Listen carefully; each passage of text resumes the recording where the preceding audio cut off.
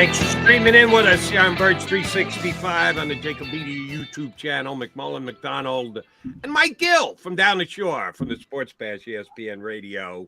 MG, I know you were sitting in the green room before we punched up, so you heard us talking about Jalen Carter.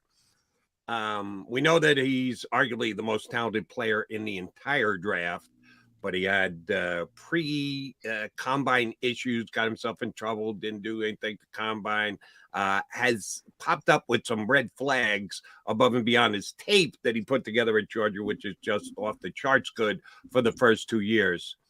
He doesn't want to visit with anyone who doesn't have a top 10 pick. I read yesterday that he's asking some teams to come down and see him in Florida, that he doesn't want to get on a plane and show up there. He wants them to come to him, Mohammed to come to the mountain. Is this, and I know it's Drew Rosenhaus, and Drew has a different way of doing certain things in handling of players. As John just noted, Eagles have had some good relationships, some quirky/bad relationships with him. Is this kid overplaying his hand for you? And what kind of effect is that going to have on the Eagles potentially getting them? I mean, I can't imagine the kid's overplaying his hand. I'm imagining he's being told how to play his hand, right? I mean, that's the same thing Johnny Mack said yesterday. I know you've been in the business for a while. I've had an agent as well. An agent works for you. That right. Whatever the agent does is your doing, that you can't just throw your hands up at the fact, go, well, my agent told me to do this. No. You got to dictate. An agent makes suggestions to you, and at the end of the day, you make your decisions. If you are easily led by an agent, I don't give anybody a pass after the fact and go, well, that's a different thing. You know, like this all came out during the Ben Simmons thing about how that was handled. And I remember talking about like his agent, you know, giving him this advice, and you know, people are saying, well, Ben can tell his agent, I don't want to do this. No, most people hire someone for their advice, not to challenge their advice. Yes, you can give suggestions. This is a young kid being told by the biggest super agent in the sport, this is how we're playing this. I doubt the kid is going to push back on that and say, well, I really want to meet with these teams and get on a plane and fly. Don't you think that's what we should do? So I think he's being kind of told, this is how we play this. This is how you get drafted in the top 10. Look, the kid had this red flag recently, which was a pretty big red flag that he got a slap on the wrist for. I mean, quite frankly, he did apparently had a speeding ticket previous to that where he was racing at a pretty high rate of speed. So this seems like something that teams are probably going to want to check into. However, I wouldn't think it would deter a team from taking him, one of the 10 teams. And I think Rosenhaus knows that. There was someone who said, I forget who it was. Was it Daniel Jeremiah? Yeah, Daniel. That was just an educated guess. But. Right, making an educated guess that he has been informed by the Eagles at the very least. If you're at 10, we are taking you. So no reason to go. That part. Hey, come on. It's April 5th. There's no way the Eagles are saying, hey, we're going to take Jalen Carter if he's there to. Right. But that could be what his agent is telling the kid. Hey, listen, there's no need for you to go. You're not getting past this team here. So it'll be interesting because I quite frankly, for what he did and the punishment, more of the punishment for what he did, I think teams could look into and say, is this a kid? I know the Raiders, like they're a team that's had all sorts of problems with first-round picks. Do they want another guy dragging down the strip of the Vegas Strip down there on a Saturday night? Probably not. But I can't especially what they went through with Jerry Jeudy and the nature of the crime. Right, with some of the problems they had. But I can't imagine that there are one of those 10 teams, all 10 of them would say, we're not taking this guy. So, especially Chicago. Well, I don't know. I think Chicago's more offensive line. Well, maybe they should be, but their defensive line as well. Their defensive line couldn't get near the quarterback, so it's one or the other. You can't go but you decided that the quarterback was your guy. You had the first pick. You made a decision. This is our guy. We couldn't block for him last year. You can't let him go another year without having anybody block for him. The old adage in the NFL is you either get the quarterback or you get to the quarterback. So they're both the same importance. That's like the Eagles, offensive, defensive line. So then it becomes the positional value is the same, then it becomes who's the best player. Now, I'm going by the Eagles. As Jody knows, I'm not a big fan of the Chicago organization, but they have Kevin Warren in there. Maybe they're turning the corner. Maybe they start to make better decisions. If they make the right decision, they take the best player because the positional value is off the charts on both of them. But to Jody's point as well, how old were you, Jody, when you got your first agent? Late 20s. So even late 20s versus 22, there's a big difference in maturity. It's right now, I'd be very comfortable telling anybody, well, I'm not comfortable with this. But 22-year-old kids, Drew Rosenhaus, as Mike Gill said, they're going to take his stinking advice. Now, maybe down the road and the second contract, you see it with Lamar Jackson. Get rid of it. I don't need an agent. I've been through this. And by the way, it's not working out well for Lamar Jackson either. Hey, listen, I'm Lamar Jackson, and it's not working out well for me either. So I'm the Lamar Jackson over here. It's not working out well for me. Yeah, 22-year-old kid's going to take Drew's advice, and he should take Drew's advice, by the way. I'm 100% on board with that. Well, Jody and I were also talking about, and this might be the Bears. I mean, the Bears are sitting there at 9. It might be Skoronski or Jalen Carter. Well, and then Seattle at 5. I mean, I think Seattle, everybody knows they need defensive line help big time. So if Arizona takes Will Anderson at 4, I think you'll see Seattle take the other guy. Whoever's if Arizona takes Jalen Carter, which John Gannon down there wouldn't be a surprise if he took an interior stud in the middle. Then Will Anderson goes. I think those two guys could go back to back 4-5, depending on who takes what. And then the whole conversation is moot. The question I had, I think I might have asked you, John, yesterday. Let's say that Jalen Carter gets past one of those two teams and he's at 6. Is he a player that the Eagles like so much that they would say, we've got to have this guy? Probably not. But what are they going to trade to go up? They don't have a 4th, a 5th, a 6th. Right. So they would have to at least wait for him and hope he gets to 10. The problem, like if you look at the Eagles right now, Jalen Carter would be a great fit, defensive tackle, disruptor. Their defensive ends, they've got nobody. I mean, you got Brandon Graham. You got Josh Sweat. You got, it's my pet peeve, as Jody knows.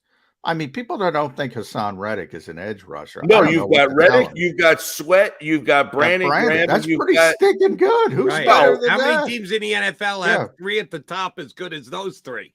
Okay, well, Brandon Graham is going to be entering his age 35 season. He's a part-time player. So who is the full-time guy opposite of Josh Sweat? Oh, who are you forgetting? Derek Barnett. Derek Barnett. But it's this is the breakout. Your Derek Barnett's going to become Brandon Graham 2.0. When Didn't the Eagles do much for his first 5 years in the league, and then all of a sudden he's going to blossom into some kind of player. Yeah, right. Does anybody?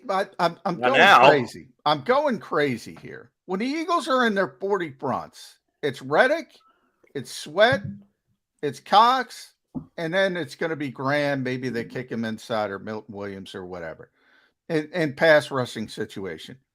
When is Reddick not on the field in a pass rushing situation? When is Sweat not on the field? They play. Oh, those guys are on the field. I'm saying and listen, Desai could be different. They like to rotate their guys a lot. Who are you rotating in? Teron Jackson? I mean, you've got guys. Are they stopping the run? You've lost a lot of, No, you're rotating in Brandon Graham, who was phenomenal as a rotational player.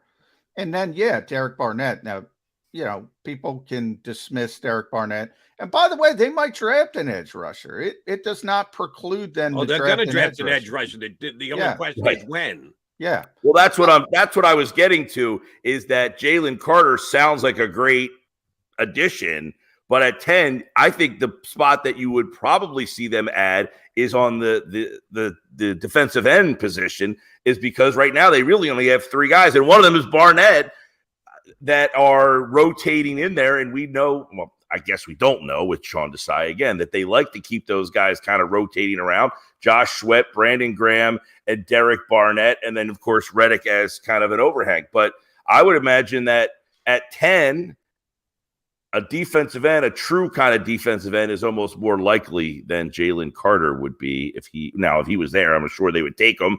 And now you've got another tackle to kind of rotate in the mix. And Milton Williams is an interesting guy in this conversation. Yeah, I think I'm going insane when people don't realize what Hassan Reddick does off the year he had, by the way, as you know, he was in top 5 conversation for Defensive Player of the Year. I don't care what you call him. He's a pass rusher. Yeah. And that's the rotation. The rotation is Reddick, Sweat, Graham, Barnett right now. Now the defensive tackle rotation is also pretty deep still, even at what they lost, because you have Fletcher back, you have Milton Williams, you have Marlin, you have Jordan Davis, all these defensive tackles. But, you know, what Howie's done is draft-proof this roster. He doesn't have to take anything, but it's not going to preclude him, because you can get better from Derek Barnett. You can get better than Marlon Tuipulotu. And I've been even brought up Kentavious Street. They're pretty stinking deep still on the defensive line, but they will take an impact player at number 10 overall because of the value of the position. That's where the Eagles are on the defensive line. They don't need to take it, but they might take it. Yeah, what would be Lucas Van Ness, a guy who never started game during his – how about that? He has not started a game in his college career. Yeah, it's about upside. Remember that kid from Penn State with the hard name, didn't have a sack.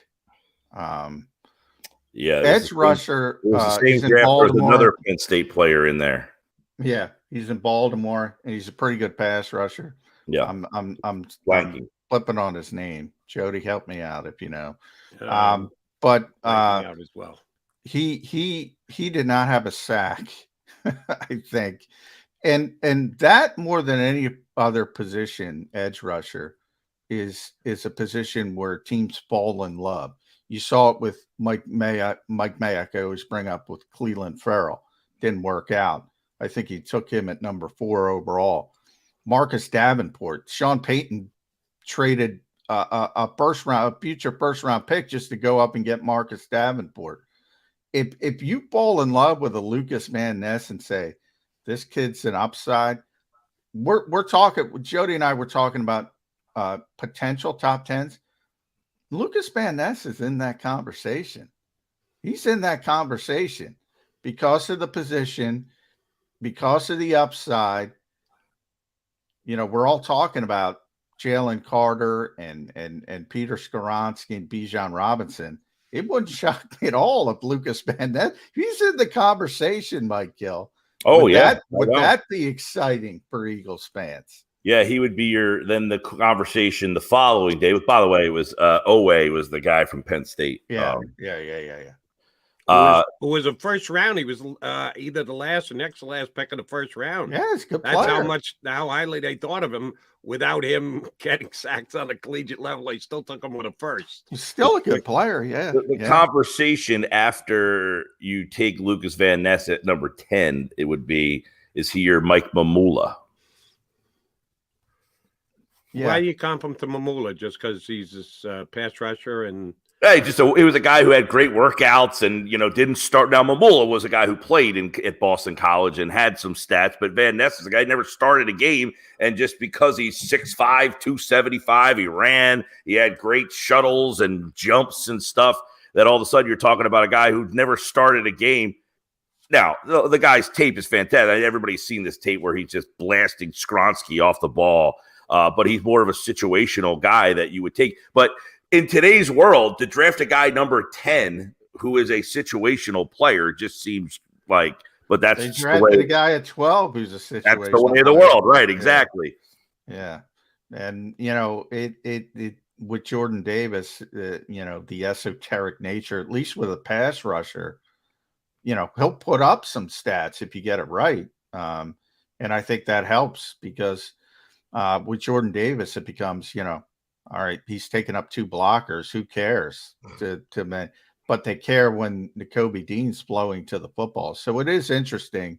But yeah, I mean, rotational players is a bigger thing than ever before in the NFL. And it is about projection. It's great when you have both. If Nakobe Dean turns into a star, he's a great college player. Hopefully he's a great pro player. But we've seen great college players not be great pro players.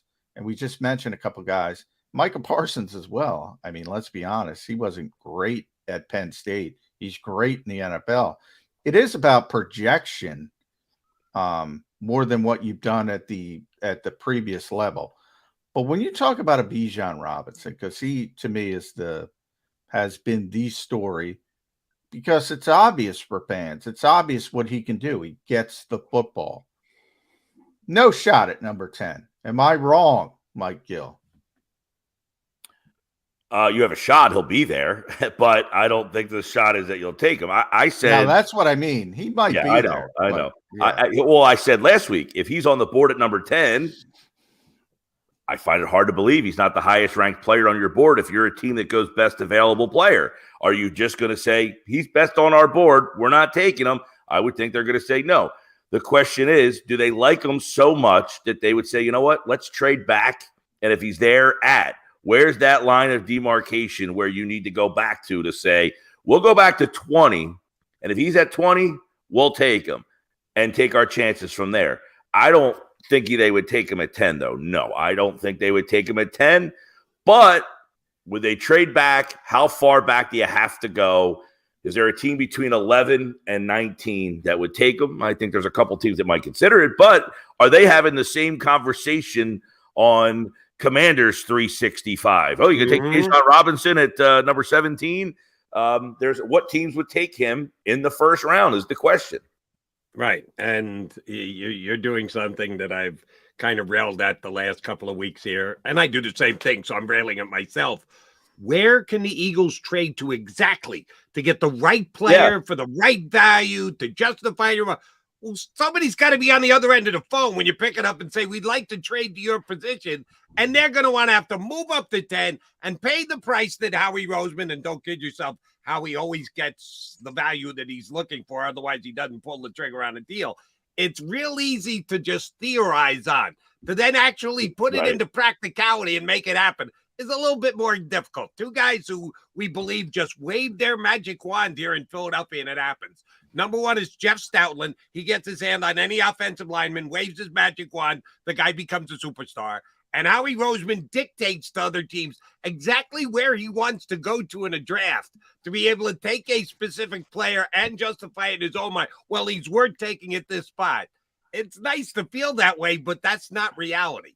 Yep, I 100%. And listen, the only reason I think the Eagles would consider the pick, not at 10, but if it was at 10, it'd be a small, is that they have a luxury pick to make a luxury pick. They got the 10th pick of the draft. They're not the 10th worst. They didn't finish there because they need this player. You finished in that spot because you ripped another team off, and now you have the luxury of adding a player that's a luxury. You weren't the worst team. The Giants were the second worst team in the league. They drafted a running back. Well, you didn't have the luxury of drafting a running back. You sucked.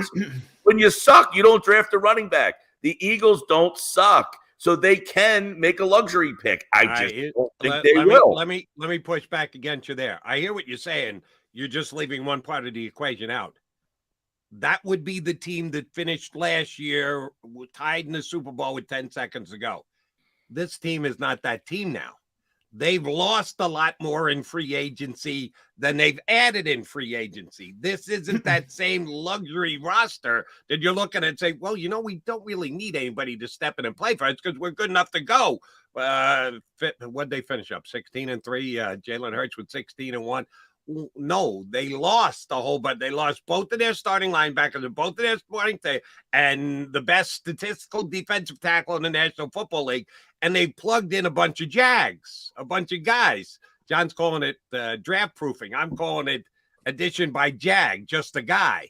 So they don't really, the pick isn't as luxury as you're making it out to be, Gill. They need to pick a guy who's going to step in and start for him at number 10. I understand your premise, and I do say that you're accurate on it. My question goes back to then, is the guy they pick in place of Bijan Robinson a Jag, or is he a difference maker? Because Bijan Robinson is no Jag. That's very true. He's not a Jag. You say to yourself, I have pick 30. But also, it's semantics. Howie hates that term, by the way, luxury pick. But, from his standpoint, I use it. We all use it. And I called Cam Jurgens that last year. In his mind, it's about more than 1 year. So he's like, well, it's not a luxury pick now. You need him to play. So, it's about more than 1 year. But getting past the semantic standpoint, Bijan Robinson can't be considered a luxury pick because you no longer he'd be a luxury pick if Miles Sanders had 1 more year. They don't have a clear, definitive answer at running back. People can say, oh, Kenny Gainwell looked great. He's not proven by any stretch of the imagination. They can think it. We've seen Rashad Penny in Seattle in short stretches, and you can say he's going to be healthy. You can think that. But there is no clear, definitive answer at running back on the Philadelphia Eagles right now. So I can't look at, last year with Cam Jurgens, you have a future Hall of Famer playing center. That by definition is a luxury pick. You don't have a running back 1. So, from that standpoint, I don't even consider it a luxury pick.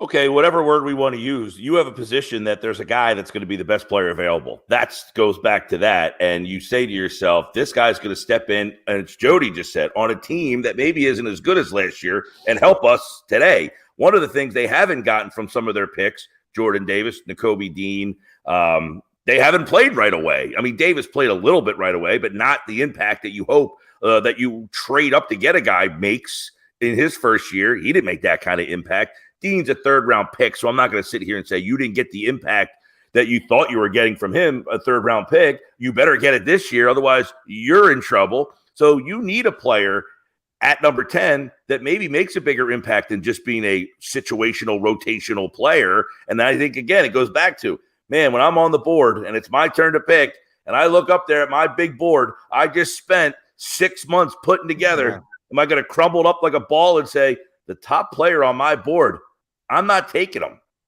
That's what's going to come down to. Well, I will say this. If Howie wakes up on April 27th and decides to take a dump on me and everybody else who've been saying he's not taking a running back, I will say if they take Bijan Robinson, he's going to be the lead back day 1 of training camp through the whole season.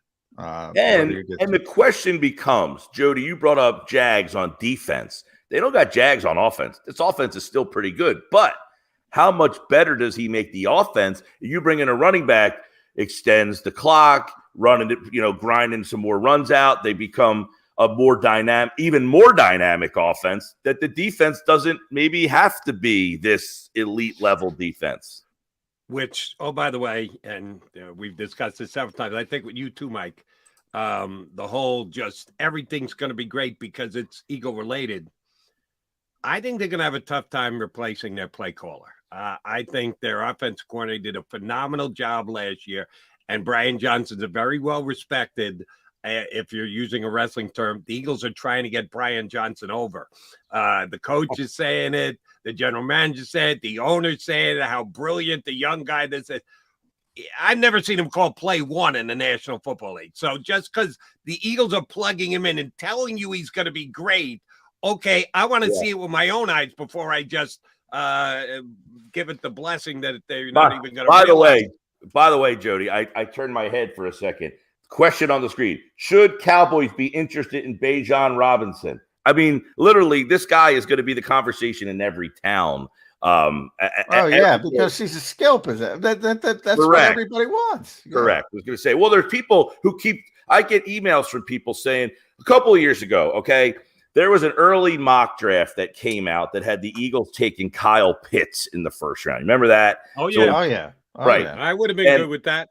And I remember talking about it on my show, like, would the Eagles really take Kyle Pitts? And then I kind of talked myself into liking the player and the position and what he brings and all this stuff. And then, of course, he got drafted number 4 overall. And it was like, okay, well, that was a waste of conversation because the guy went so high. Is Robinson going to be that player where you talk, is he going to be at 10 and someone takes him at 6 because he's that flipping good?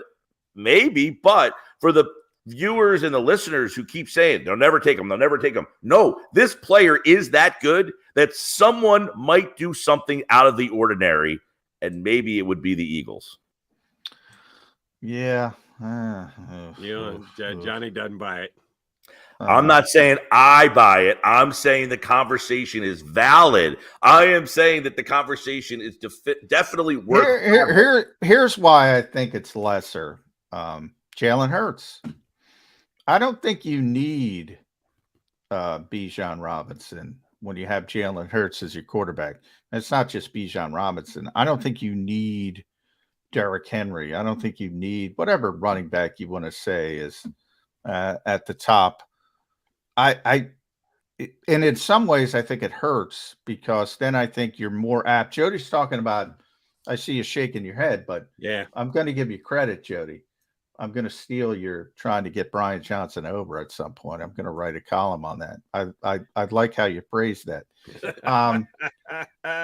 In some ways, it makes it more difficult for a young play caller. And you say, "Oh, I got this superstar running back. I got to get him the football." And you're taking away from what Jalen Hurts does in the zone read game, the RPO game, and you're just handing the football off to the superstar running back. It's, it might be counterintuitive, but I think it creates some problems because. See, let me go the other way, John. I'll play devil's advocate to you. If you have that point of attack, the RPO, the split-second decision that you have to make, and do you play Hurts or do you play Kenny Gainwell? Well, I'm going to play Hurts. If I'm the defensive guy and I got to lean one way or the other, where am I going to go? If you got Bijan Robinson or you got Hurts, oh, shoot, who do I go with now? Which could just open things up for even more wide spaces for Jalen Hurts. Yeah, but that I get that part of it, but you're getting past the original part, which is, does it put more pressure on Brian Johnson to get Bijan Robinson the football? And you're taking, because remember what Shane Steichen and Nick Sirianni would say, and I know you don't like it, Jody, but it's true. The quarterback, when they don't consider an RPO a running play, it drives you crazy. But from their standpoint, they're saying, no, it's the quarterback. The quarterback can hand it off or the quarterback can run the football. I'm saying you're putting pressure on the young play caller saying, I got to get Bijan Robinson the football. I'm taking that part of it, the zone read, whether it's a zone read, whether it's an RPO, off the table, and I'm just going to turn around and hand the football off to the running back. In some ways, I think that makes the Eagles worse. What I think was being left out of this, though, is two things. One, Robinson catches the ball, and the other backs in this offense have not done that. Sanders, whatever reason, had a very good rookie season catching the ball numerically. He had that drop, and then he kind of fell out of the pass game for 3 years. No other back out of the backfield has been a factor, not even Gainwell, a guy that people said, hey, this guy could catch the ball and be that third down. He hasn't caught the ball out of the backfield. This kid can catch the ball out of the backfield and be another. Same argument, though, Mike. Kenny Gainwell can catch the football. Kenny Gainwell's not Miles Sanders. They don't need him to catch the football. Well, I'm saying you would have a back that would now, you have a new play caller, a new play designer for the most part. Maybe he wants to get his back a little bit more involved in the pass game.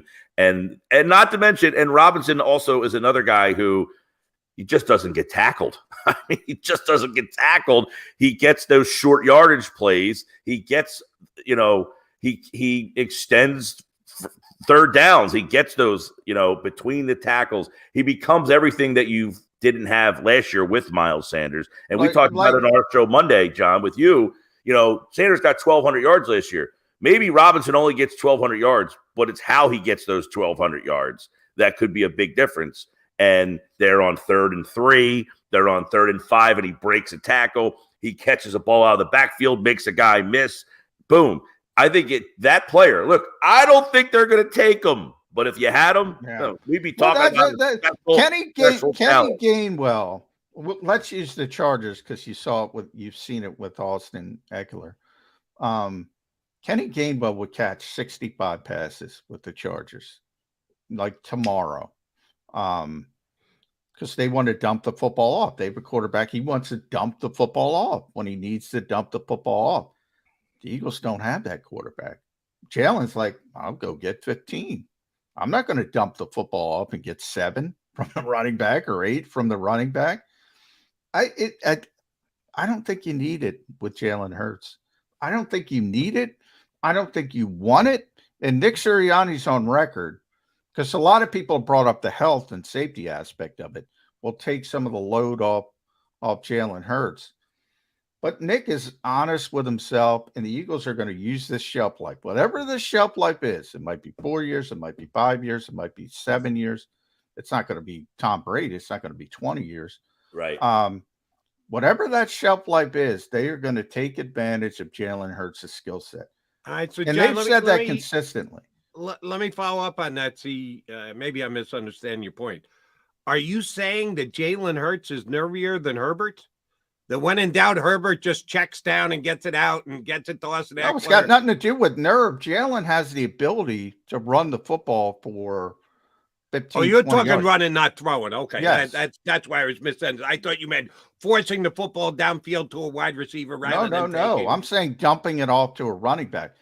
Justin Herbert, when nobody's open, Justin Herbert is the type of quarterback that is going to dump it down off rather than take off and run with it. I'm sorry, I misunderstood the point you're trying to make. Joe Burrow, on and on. Those are the guys who are going to dump the ball off. Those are where you need those running backs. Christian McCaffrey would be the best. Jalen Hurts, that's why Kenny doesn't catch the ball. Kenny's great at it.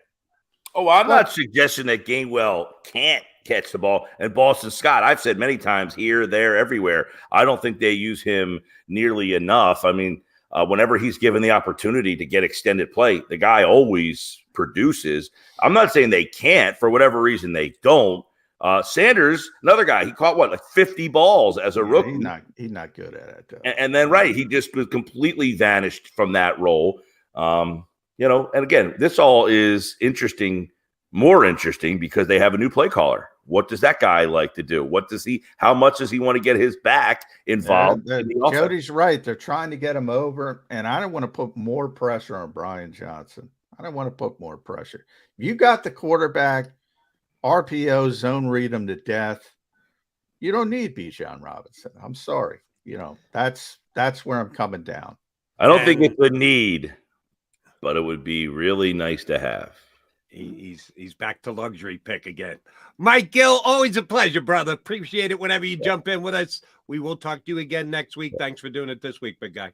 Yeah, thanks. I don't need a snowblower, but once a year. Yes. But I don't want to have to shovel that. You didn't need it this year. What are you talking about? We didn't get any snow. I don't want to have to shovel snow that one time I get it. That's right. That Mike Gill show, 2 to 6 today. Sports Pass 97.3.